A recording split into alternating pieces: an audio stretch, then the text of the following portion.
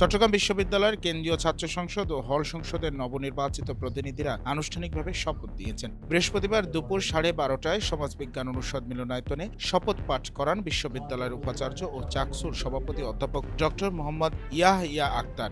এবারে চাকসু নির্বাচনে কেন্দ্রীয় সংসদে ২৬ জন প্রতিনিধি নির্বাচিত হন। এর মধ্যে ২৪ জনই বাংলাদেশ ইসলামী ছাত্র শিবির সমর্থিত সম্প্রীতির শিক্ষার্থী জোট থেকে নির্বাচিত।